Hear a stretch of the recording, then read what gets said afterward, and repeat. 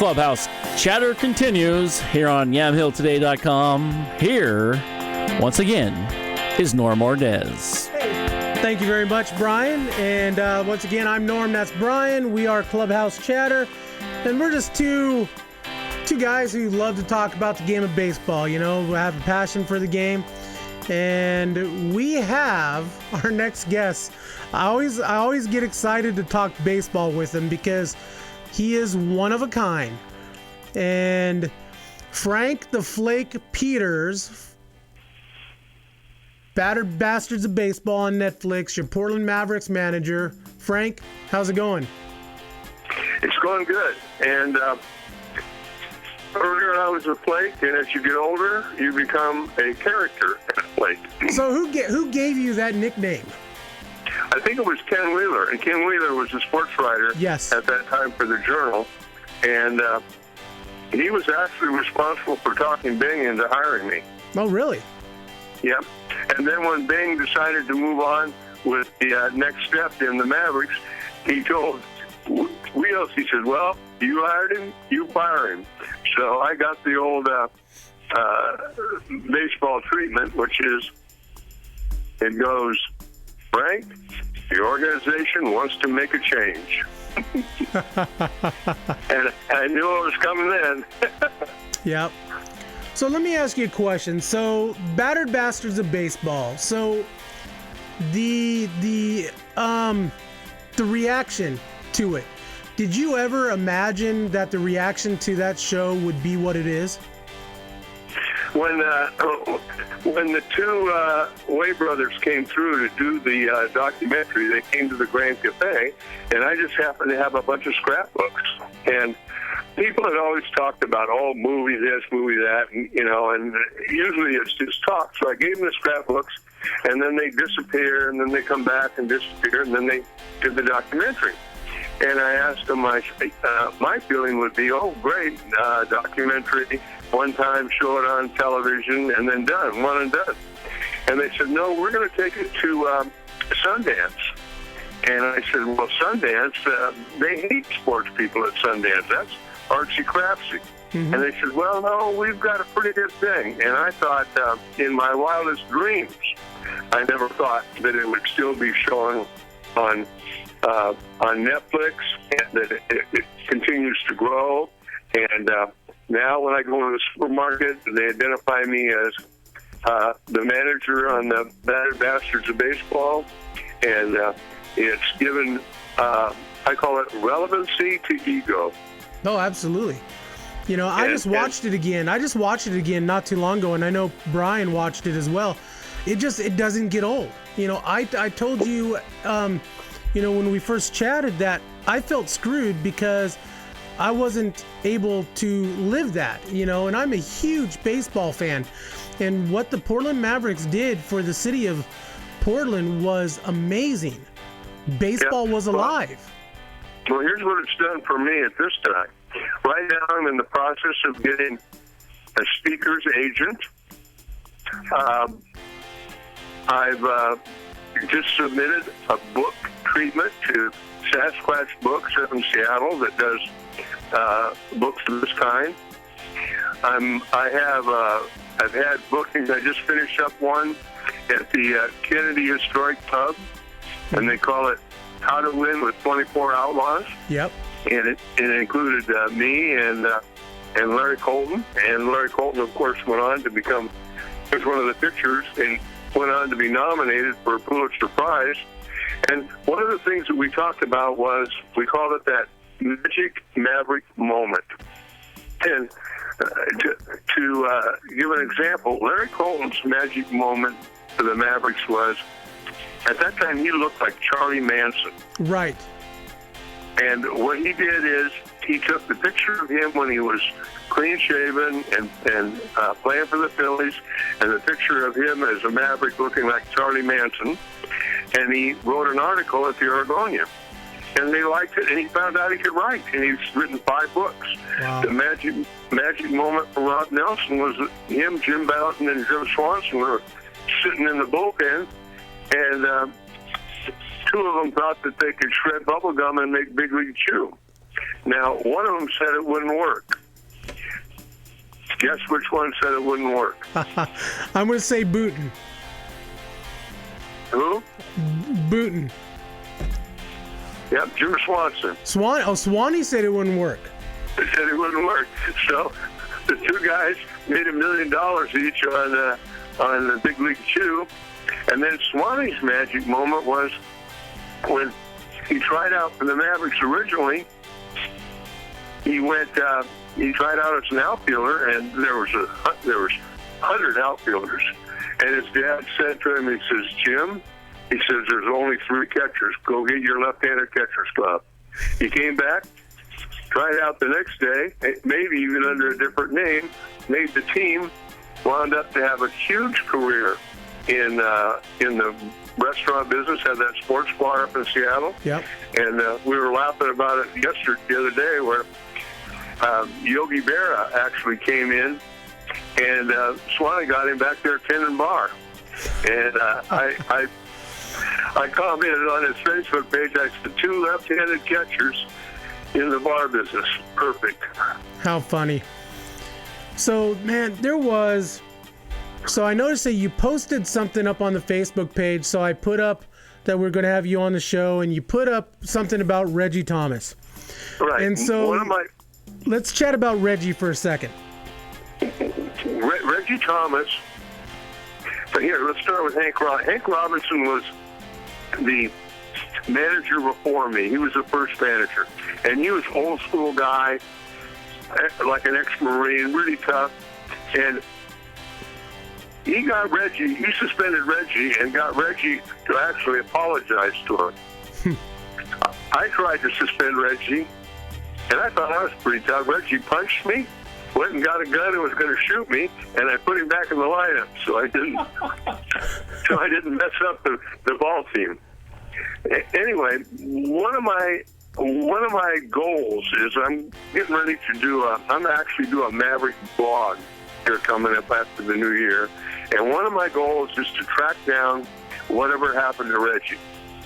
Now I know 1 year after the Mavericks were over, I wound up testifying in a federal court because Reggie was a paid informant for the FBI.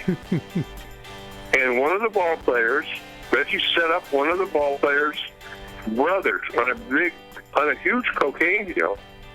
And Reggie was in there on the FBI side.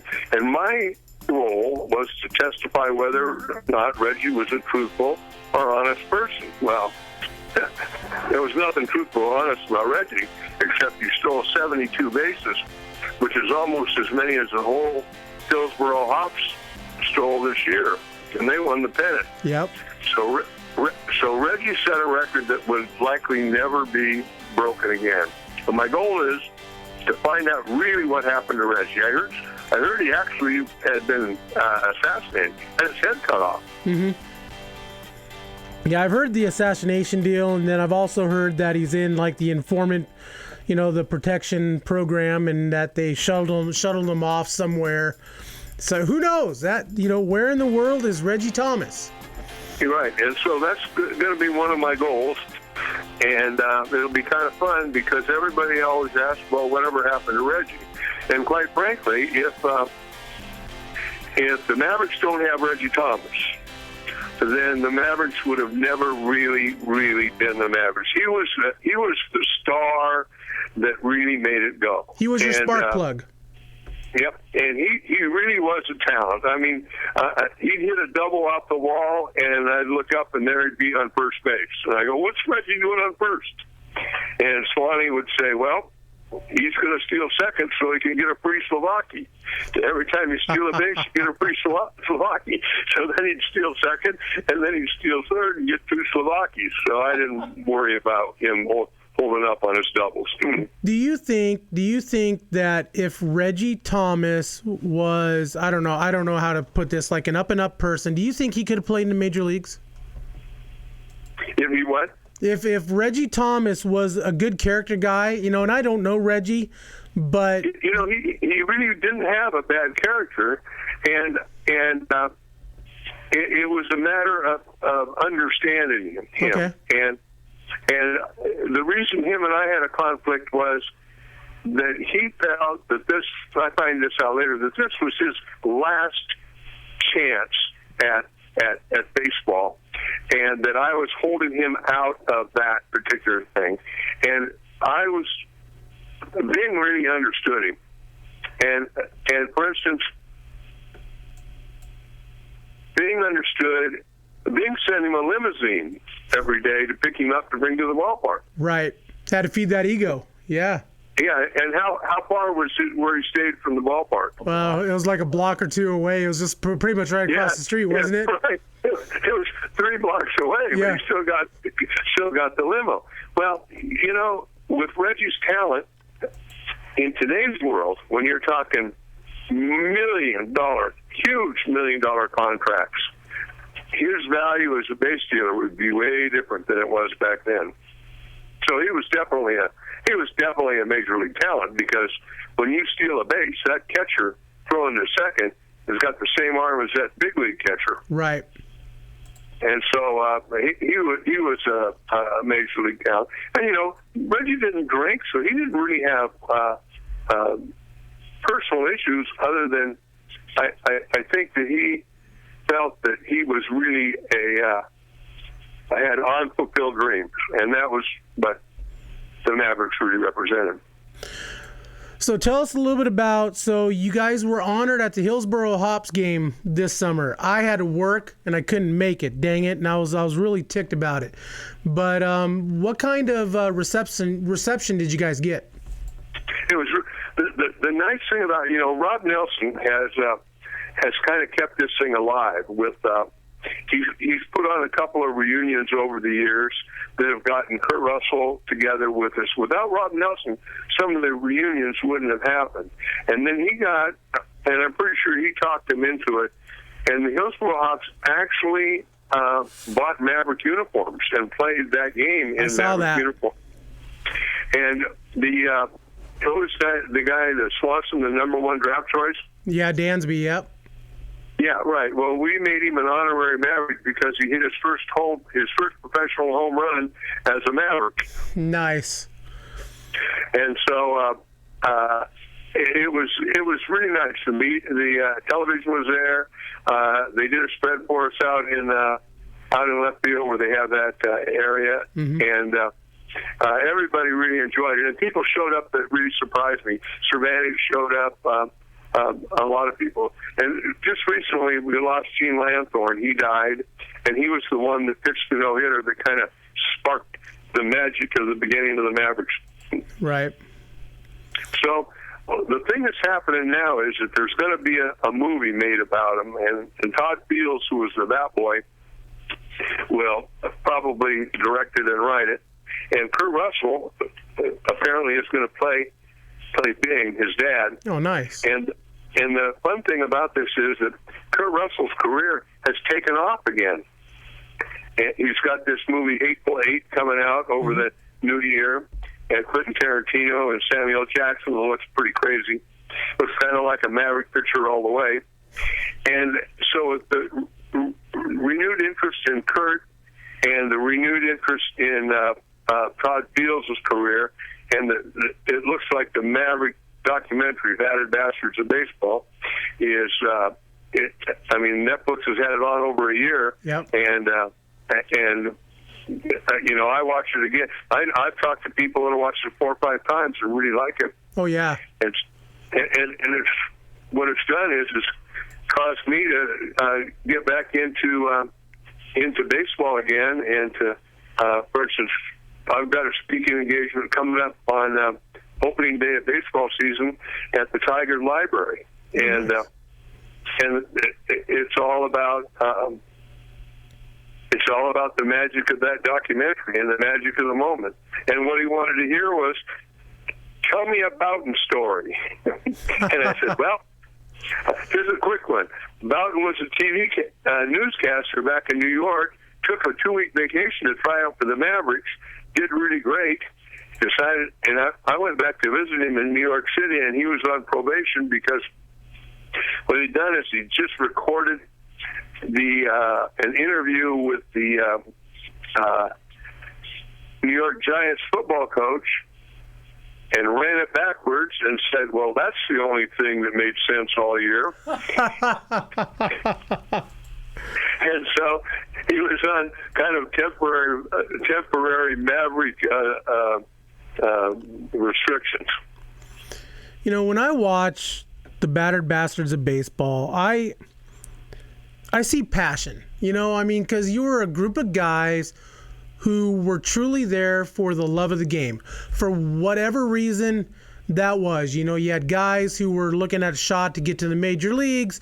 You know, you guys had just played ball because of the group of guys that you guys had. And the passion of it is what gets me. And I love going back and I love watching it. And, you know, that gets me excited for the game because that is truly why, you know, people play the game of baseball. You know, it's not about, you know, now it's about the money for the most part. But back then... Yeah, money has really changed. You know, Larry Colton, you know, you're exactly right. He looked like Charles frickin' Manson. But he was a hell of a baseball player. He was a hell of a pitcher, you know. Right, and we could give him that chance. And he was only there for 2 weeks, and it changed his life. Kurt Russell, you know, people don't realize, you know, what people see is Kurt Russell, the actor, great actor. But what they don't see is you know, some of them know, okay, Kurt Russell played baseball, but he was a hell of a baseball player himself. Right, and he was the one when Reggie and I got into it. Reggie punched me. Kurt Russell wound up breaking up the fight. And then there's Bing. You know, Bing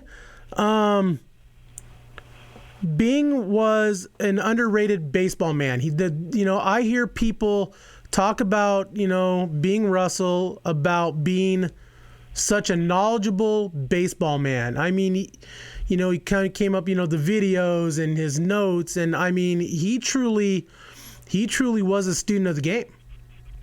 Well, you know what? He wound up getting the Sporting News National Baseball Executive of the Year, and that is something that baseball absolutely did not want to give him, but they had to because of his impact on the Mavericks. I mean, with the Mavericks on baseball. So by getting Sporting News National Executive of the Year, I mean, that is an honor. And he won it, he earned it, and it was a real tip of the cap for him to get that. The baseball people, the organizational people, they wanted you guys to fail. I mean, you guys were, you know, really a bunch of outcasts who put together this phenomenal team, and you guys won. But me an outcast? Oh, come on. But they wanted you to fail. They didn't want you to win the Northwest League. I earned that word, that nickname, the Flake. But, you know, they stacked the team, you know, in the playoffs. You know, they would stack, you know, the Mariners would, you know, send down, you know, some of their top tier players just so they can beat you guys. They couldn't have the Portland Mavericks win the Northwest League because it would have been taken as a black eye for organizational baseball.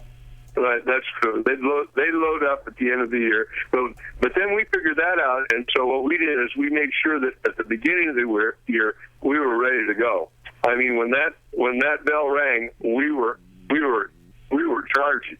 We weren't trying to figure out what the signs were.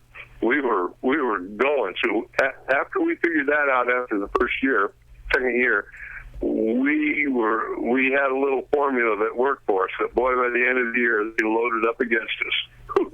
Yeah, and you guys still almost beat them. Yes, and you know, but it is what it is. You know, that's why baseball is such a great game. Yeah. And now, you know, there are no independent baseball teams in organizational baseball.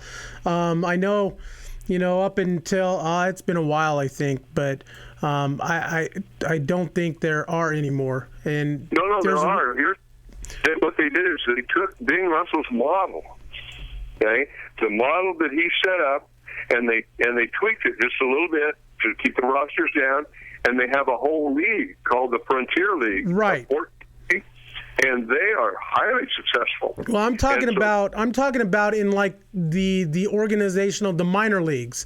I know they have the independent leagues, like the Can-Am League, the Frontier League, and stuff like that. But organizationally, like, the major leagues, there are no more independent teams. Right. And the thing about it was that a couple things really changed. At that time, there were 2 newspapers, and there were 2 great sports writers. And they were bored to death, and they went out, and Bing was smart enough to give each one of them an exclusive story and rotated it so they didn't bite. And I'm telling you what, they wrote it up to where it's classic. And now you don't have newspaper. You see the Oregonian almost disappearing. Right. And that whole thing is kind of gone. So really, the Mavericks were an old-time reality show. It was, what is the next thing? Like, for instance, at the end of the year, I took 9 players, put them on the field, put the rest in the stands, bought them beer, and rotated each player. So each player played all 9 positions during a game, and we won. And it will never happen again in the history of baseball. I think the scorekeeper, it took him 25 sheets of scorekeeping to do all that. Can you imagine in today's age, with the reality TV shows, can you imagine a reality TV show based on the Portland Mavericks going through, the lives and the games? That'd be crazy. Oh, yeah, because we had so many firsts. We had the first female general manager, we had the first female umpire, Christine Wren, in the league. One time, she cleared the whole Maverick bench, kicked everybody out because somebody commented about something about the size of her strike zone, which I probably shouldn't repeat. Right. And she kicked out all the good players. She said, kick out the bad ones. She said, I've had enough of that. What was the biggest thing that so managing for Bing Russell, what was the biggest thing that you took away from those times from Bing? I asked Bing one time why he had so many he had quite a variety of people around him. And he said, Frank, he says, it's like a movie. When you make a movie, there's only one little 5-minute scene in that movie, and everything goes up to it, and everything comes off of it. And he cited the example of the Chimney Sweep song in Mary Poppins, of all things. And he says everything builds up, and he says you never know who's got that magic idea that's going to make it work. And I think an example of that would be Joe Garza, who wound up with the broom and the sweep, and that became an important part of the Maverick persona. And that's the only reason why Joe Garza was on the team, correct? Right. I looked up his baseball statistics, and he didn't even hit his weight. He didn't even hit half his weight, and he didn't weigh very much. but he got him going, and so therefore there was a place for him. I need to hunt him down and get him on the show. He seems like he would be an interesting character too.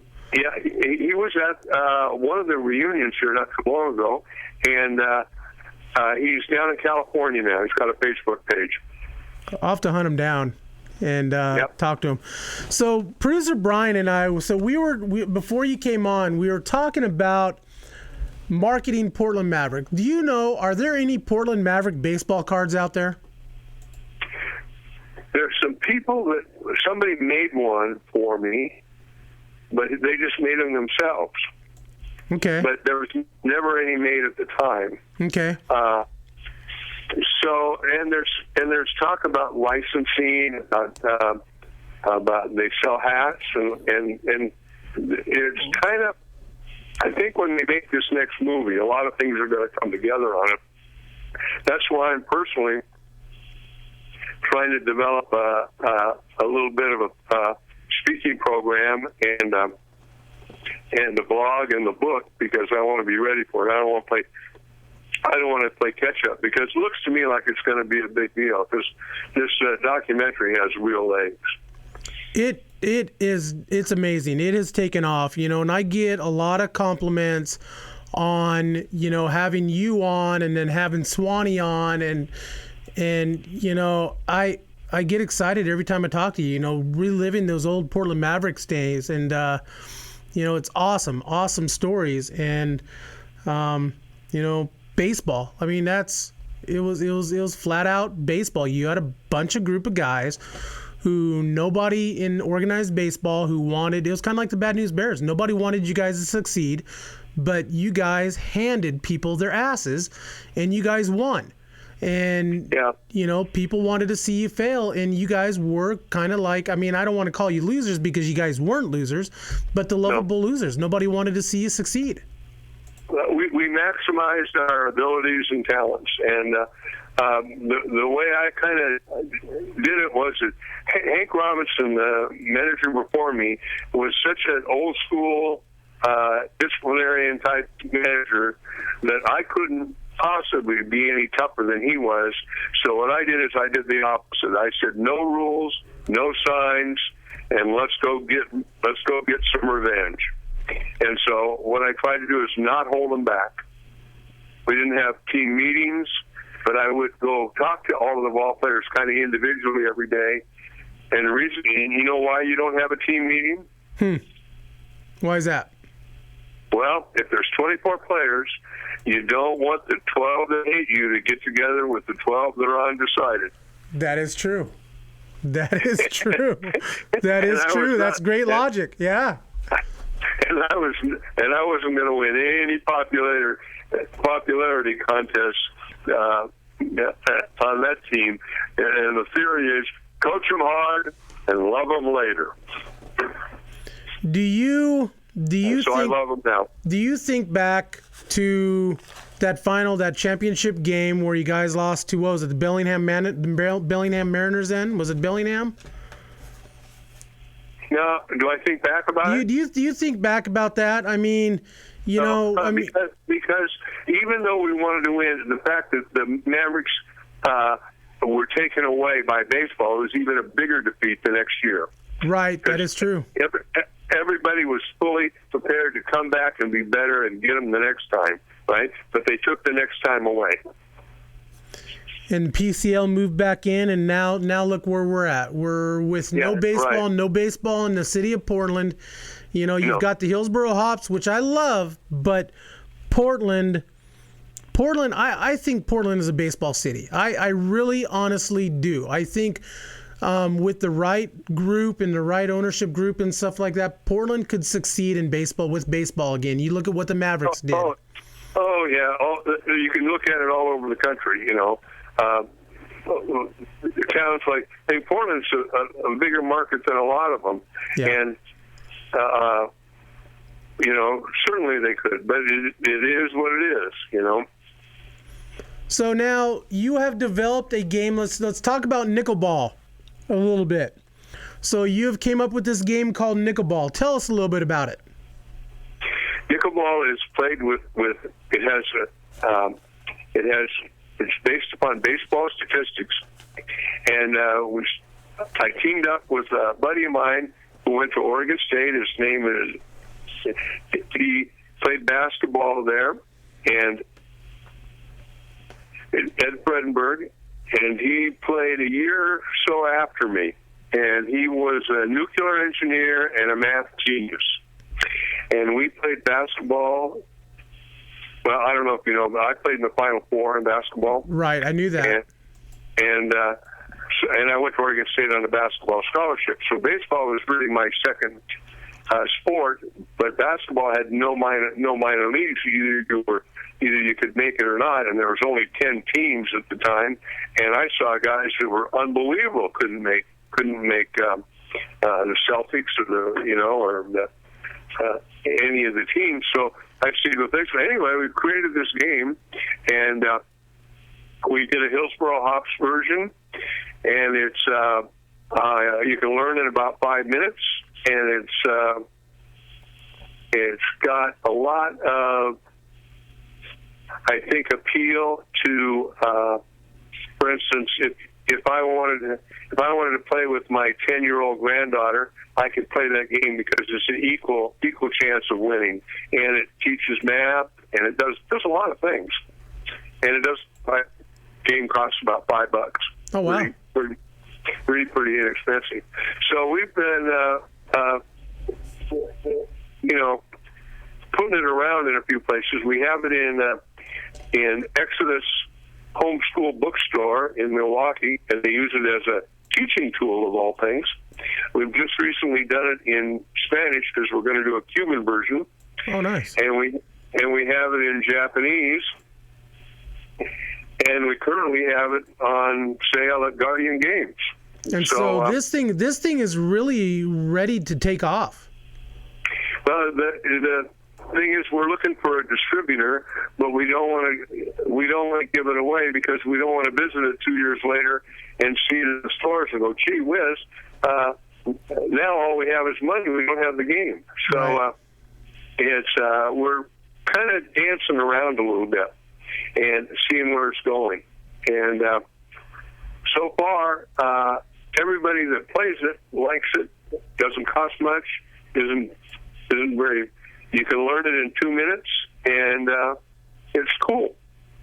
Well, I can't wait to learn more about it, and I will take you up on your offer to head up to Guardian Games and meet up with you, and I will definitely do that. And I can't wait and just to sit and just talk shop with you. Just give me a call because I live real close there, and I'm free most of the time.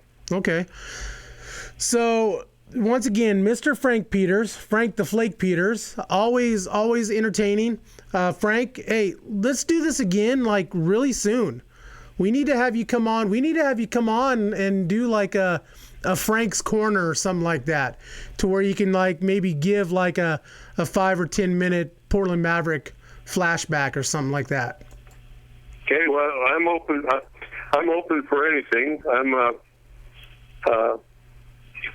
still very immature for my age. That's okay. We're going to get along just fine. So, okay. Once again, Thanks, Frank Peters. Hey, Frank, you have a Merry Christmas. And if I don't talk to you before the New Year, well, which I will, I'll give you a call later on, and we'll set something up to where I'll come up to Portland and meet up with you and talk shop. So, once again, You have a Merry Christmas, and thanks for coming on the show. Okay, thank you. Tip of the cap, guys. All right. I appreciate it. Thank you, sir. Once again, Mr. Frank Peters, Frank the Flake Peters. Man, it's always good to hear those old Portland Mavericks stories, Brian. Oh, it's awesome. I can listen to Frank talk all night long. He's got some great stories, and he always brings up stuff that wasn't in the movie. That it's like, why wasn't that in the movie? That's funnier than half the stuff that was in the movie, even though the stuff in the movie was awesome. I know. And if you haven't seen it, check out Battered Bastards of Baseball. Once again, I was screwed because I was not around for that time. And, I think, you go back to the picture of the Portland Mavericks, Brian, and, you look at those uniforms. I think the hats are probably one of the coolest hats around. They kind of remind you of the Montreal Expos hats in a little bit of a way, but you look at the uniforms. I mean, they're so ugly that it's a beautiful thing. It's like got the old, like the Cleveland Indians look of the 70s and stuff. Back when uniforms were cool, when you had the Houston Astro rainbow jerseys and the Pittsburgh Pirates, and they're all blacks, and those green yellow ones from the Oakland A's. I mean, and it's so different now from when you just got your road grays and your whites. And all the special nights, they go back to these funky looking uniforms and have fun. Remember back in the 80s that every team had that baby blue jersey almost? It sure seemed like it. I wish we had those days. Chicago White Sox with the button, the collars and the shorts. And the shorts. I can see Carlton Fisk with that outfit, and not a good look. Back when uniforms were cool. Well, they try to make them cool only on Sundays, though. Yes. All right, so I'm Norm. That's Brian. Hey, we are brought to you by baseballisms.com. Check them out, baseballisms.com. They got some great stuff. We had Ben on before Frank. Thank you guys. We love having you on board, and we support you guys. You guys are doing a great job. Also sponsored by Chris Gazelle and BaseballDudes.com. To be the best, you must train like the best. Up there in Vancouver, Washington. Mitch Canham, talking about Oregon State royalty. Now the manager, skipper as I call him, of the Clinton Lumber Kings in the Mariners organization. Based by Pros Sports Education. Check him out, basedbypros.com. His dad, Mark Canham, up there over there in Lebanon, MDM Designs. They do our Clubhouse Chatter shirts and sweatshirts. He does a great job. We are also on every week. We stream live. YamHillToday.com. Brian, what do we got coming up for YST? Well, we'll see. It's going to be wide open. There's not much going on with basketball taking a break. Got a big tournament going on. I think they play the 28th. So we'll talk a little bit about that, and we'll just kind of go with the flow. Might even have a little Frank Peters on Saturday as well. There we go. Hey, we're always looking for sponsors. We want to take this worldwide. I got a passion for baseball, and we want it to spread. If you're looking to sponsor a show, email me, normbo18@gmail.com.